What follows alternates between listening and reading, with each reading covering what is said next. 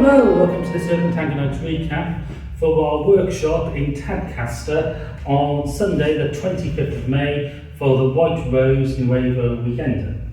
So even though this is the Nuevo Weekender, this move can be done in Trad Tango as well, if you're good enough. So what we did today was we taught one move, which was leaders taking a step forward on the left, arching the foot around the left, twisting their chest to the left, stepping to the side, using the torch on the chest, stepping back and around, and then closing the feet together and ready to go again. But what we showed was that this simple sequence can be made into very different, or used to make very different effects. So we started off with a back ocho for the follower, and as the follower steps across the leader's left-hand side, the leader is going to step around the follower, that's where the arch on the foot comes, giving their chest with the follower, which will cause them to step around, which will knock the follower's left leg up into a cast guard layer. They then step back and around, my follower will come through, and this is an external cadena. So that was from the back ocho. We then looked what happens if you do it from an ocho guitarra. So I'm going to start my back to you, talk over my shoulder to the camera. So we start off with the rock step of the ocho guitarra, come to this side step, and then instead of taking the follower just into a cross, what happens if I put my left leg and step through and twist my chest towards the follower? She gets a gancho, or sort of belay gancho you think, or enganche.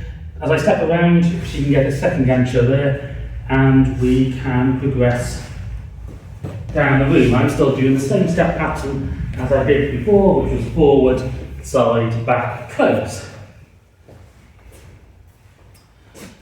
We then went back to the back ocho and looked at what happens if we put the foot into a different place again. So we've got our back ocho. So again, from this back step face the follower, they go into my left hand side. Instead of stepping around, what happens if I step just behind? Well, I get a gancho. I can then step around in the side step. This causes the follower's leg to come through and enganche on my other leg. I can step around and I finish with a leg wrap, and we end up with a travelling octopus enganche. Still all exactly the same sequence of steps for the leader. For the next example, we change the leader step, because when we come to the end of this little sequence of steps, instead of closing the feet together, we end up in a front cross. And this is an internal cadena.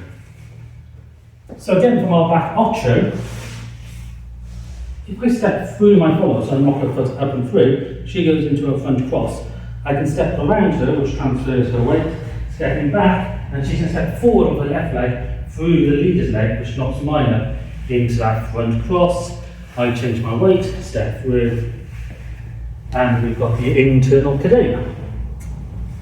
And then finally, we sort of combine the octopus enganche and the internal cadena together.